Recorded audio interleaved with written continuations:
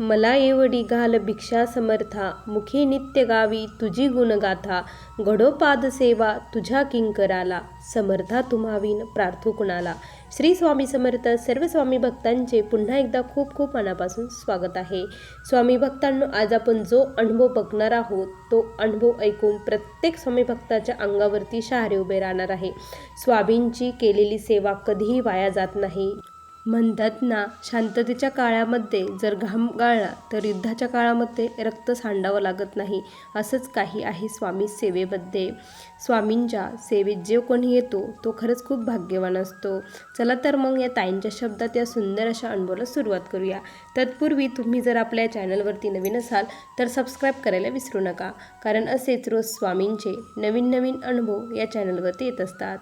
ताई म्हणतात, सर्वप्रथम सर्वांना श्री स्वामी समर्थ. या ब्रह्मांडाचे चालक मालक पालक भगवान श्री स्वामी समर्थ महाराज यांच्या चरणी त्रिवार वंदन. स्वामी भक्तांना, मी जळगाव जिल्ह्यातील रहिवासी आहे. माझे नाव सौभाग्यवती शोभा शिंदे असे आहे. आज मी तुम्हाला माझ्या आयुष्यातील खूप मोठा अनुभव सांगणार आहे. तसे तर स्वामींनी आत्तापर्यंत खूप सारे अनुभव दिले, पण जेव्हा मी सुरुवातीला स्वामींच्या सेवेत आली होती त्यावेळेस मात्र मला प्रचंड त्रास झाला.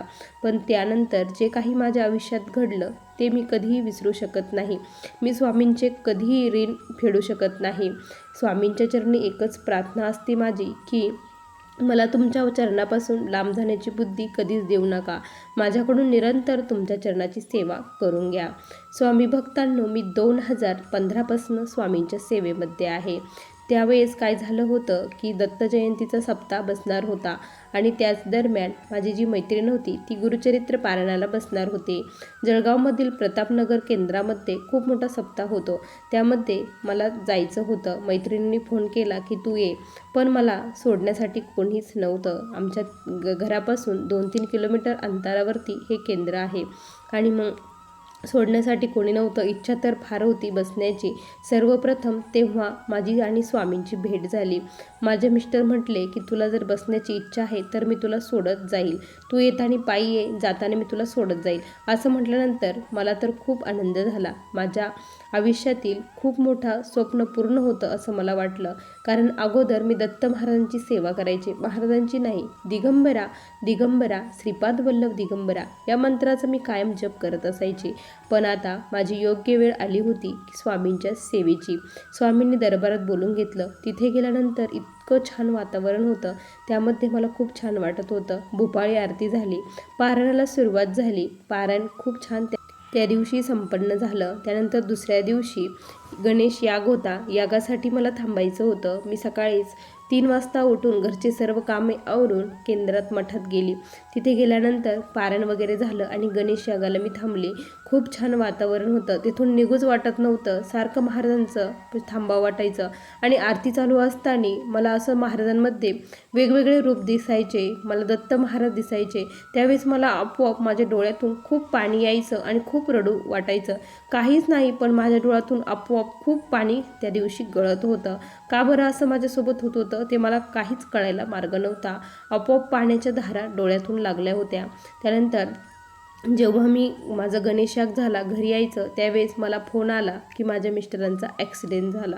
हे कसं झालं, कारण मी तर चांगलं करत होते. महाराज, हे कसं झालं असं म्हणून मी खूप रडली आणि धावत पळत गेली. पण मिस्टरांना फार काही लागलेलं नव्हतं, थोडंसंच त्यांना लागलेलं होतं. त्यामुळे असं वाटलं की महाराजांनी त्यांना वाचवलं. आणि जो समोरचा व्यक्ती होता त्याला प्रचंड लागलं होतं, तो ॲडमिट होता. पण माझ्या मिस्टरांना थोडंसं खरचटलं होतं, पण म्हटलं की महाराजांनीच त्यांना वाचवलं. हा माझा सर्वात पहिला स्वामींनी मला दिलेला हा अनुभव होता.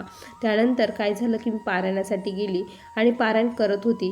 मला खूप तहान लागली होती, पाणी पिण्याची खूप इच्छा होती, पण मी त्या दिवशी पाणी नेलेलं नव्हतं. तहान तर खूप लागली. पारायण चालू, पाणी नाही, कुणाकडून घ्यायचं नाही, कुणाचं परान्न खायचं नाही असं सांगितलं होतं. मग काय, आणि आपोआप तुम्हाला काय सांगते स्वामी भक्तांनो, खूप मोठं आश्चर्य घडलं की पाणी पिल्यानंतर आपल्याला कसं वाटतं, समाधान. आपण पाणी पिलो आणि छान वाटतं, तसं अचानक मला वाटलं की मी पाणी पिले आणि मला हे झालं, ढेकरही आला आणि मी म्हटलं की हे कसं शक्य आहे. त्यावेळेस वाटलं की स्वामींनी हे केलं. हा माझा दुसरा अनुभव. गुरुचरित्र पारायणाची सांगता होती. त्या दिवशी मठात खूप उत्सव होता. मी लवकरच गेली होती. आरती चालू झाली. 10:30ची आरती ज्यावेळेस सुरू झाली त्यावेळेस आरती वगैरे संपन्न झाली. आम्ही खाली बसलो.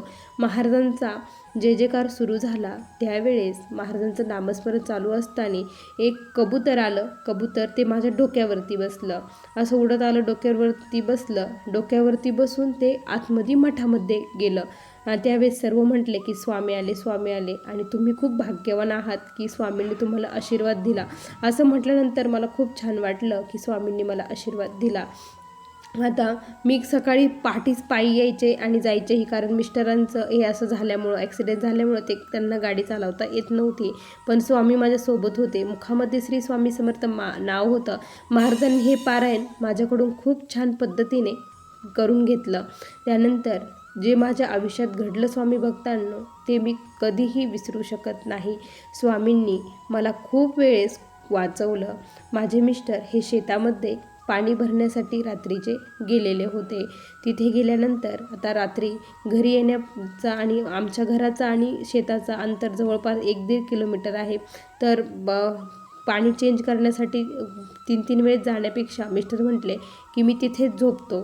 मिस्टर त्या दिवशी मला करमतच नव्हतं. असं खूप उदासी भरल्यासारखं वाटत होतं. काहीतरी घडणार आहे, काहीतरी होणार आहे असं मला वाटत होतं. आणि मग मी काय केलं की त्या दिवशी असं खूप मला सेवा करण्यातही मन लागत नव्हतं, काहीच नाही. सेवाही त्या दिवशी काहीच झाल्या नाही. फक्त देवपूजा मी केली आणि मग स्वामींपुढे गेली आणि स्वामींना म्हटली काय असेल ते तुम्ही बघून घ्या.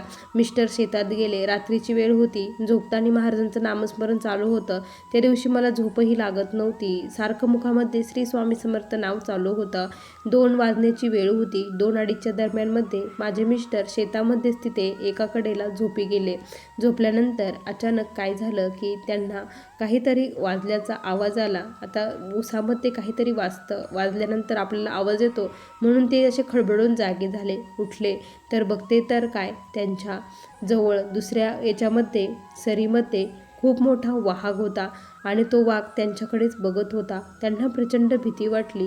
त्यांनी मला हळूच म्हणजे असं तिथून कॉल केला की माझ्यासमोर वाघ आहे, कदाचित तो मला खाऊन टाकेल, आज माझा शेवट आहे.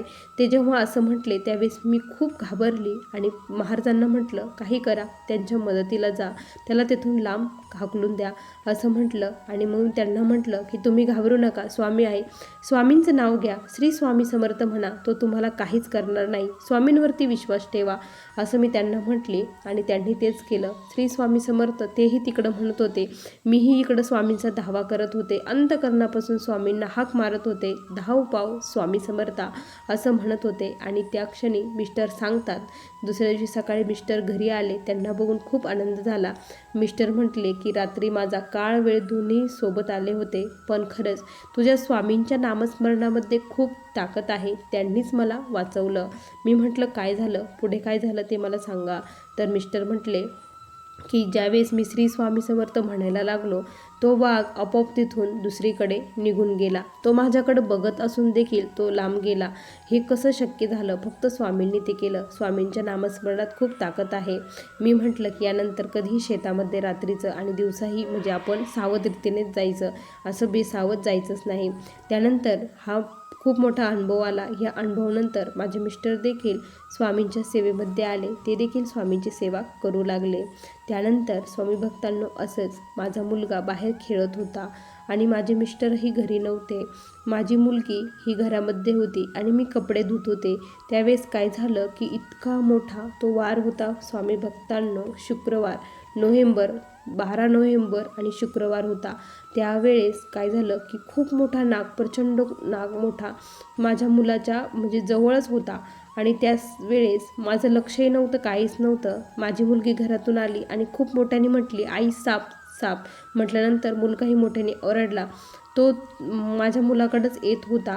त्यावेळेस मला काय करावं तेच कळत नव्हतं. स्वामींचा मी धावा केला, स्वामी आता तुम्हीच वाचवा, घरी कोणीच नाही, याला कसं मारायचं, तुम्हीच या म्हटलं स्वामी, आता काहीही करा असं म्हणून मी खूप अंतःकरणापासून स्वामींना हाक मारली. मुलाला तिथून लांब घेतलं. साप घरामध्ये जाणार तेवढ्यात काय झालं की आमच्या घरी तुम्हाला सांगते कधीही मी मुंगूस बघितला नाही, कधीच म्हणजे कधीच. पण तेवढ्यात तिथे एक मुंगूस आला आणि तो मुंगूस त्या सापाचे आणि मुंगसाचे प्रचंड भांडणं सुरू होऊ लागले. महाराजांचा धावा चालू होता. तारक मंत्र म्हणत होते, श्री स्वामी समर्थ म्हणत होती. तो खूप विषारी साप होता. मुंगसाचे भांडणं, त्या मुंगसाच्या रूपामध्ये प्रत्यक्षात स्वामी महाराज आम्हाला वाचवण्यासाठी आले होते. कारण मी अंतःकरणापासून त्यांना बोलवलं होतं आणि ते लगेच धावून माझ्या मदतीला आले आणि त्या मुंगसाने त्या सापाला मारलं. त्यानंतर तो मुंगूस तेथून निघून गेला. तोही जखमी झाला होता आणि तो तेथून निघून गेला. मला असं वाटत होतं की त्याला म्हणजे काही औषध काही खाण्यासाठी, पण ते कुठं आपल्याकडे येतं. तो निघून गेला. मी स्वामींपुढे गेले आणि नतमस्तक झाले. त्याच्या रूपामध्ये तुम्हीच आले होते. तुम्हाला जखम झाली स्वामी, मला माफ करा, माझ्यामुळे तुम्हाला त्रास झाला असं मी म्हटले. आणि त्या दिवशी स्वामींच्या चेहऱ्यावरती खूप प्रसन्नता होती आणि मला खूप छान वाटलं. स्वामींनी मला वाचवलं. त्यानंतर आता जो मी अनुभव तिसरा सांगणार आहे, तो अनुभव ऐकताना तुमच्या देखील अंगावरती शहारे येतील. स्वामी भक्तांनो, कुठली वेळ कुठला काळ कसा येईल आपल्याला कधीच काही सांगता येत नाही. आपण जरी व्यवस्थित असलो तरीही समोरचा जो व्यवस्थित असेलच असे नाही. आपल्या मनात जरी चांगलं असेल पण समोरच्याच्या मनात काय असेल हे आपल्याला सांगता येत नाही. माझे मिस्टर आणि मी आम्ही दोघंही गाडीवरती चाललेलो होतो. आम्हाला माझी जी चुलत नणंद आहे त्यांच्या घरी जायचं होतं. तिकडे कार्यक्रम होता, त्यासाठी मग आम्ही दोघंही चाललो होतो. चालत असताना काय झालं, गाडीवरती अचानक की जी गायी असते, गायी चाललेल्या असतात, त्या गायी चाललेल्या होत्या. अक्षरशः आम्ही थांबून घेतलं. माझ्या मुखामध्ये श्री स्वामी समर्थ नाव चालू होतं. पण अचानक काय झालं की एक गाय त्यामध्ये खूप धावत पळत आली आणि तिने डायरेक्ट आमच्या गाडीला धक्का दिला. गाडीला धक्का दिला तर मागून एक ट्रक आली होती आणि ट्रकनेही जोरात ब्रेक दाबलं. मी त्या ट्रकच्या आणि माझा जवळपास फक्त आणि फक्त 5 सेकंदाचा अंतर राहिला. माझ्या याच्यावरून डोक्यावरून ट्रक जाणार तेवढ्यात म्हणजे ती ट्रक थांबली. माझ्या मुखात श्री स्वामी समर्थ नाव होतं. मी जोरात श्री स्वामी समर्थ धावा असं म्हटले आणि ट्रक थांबली.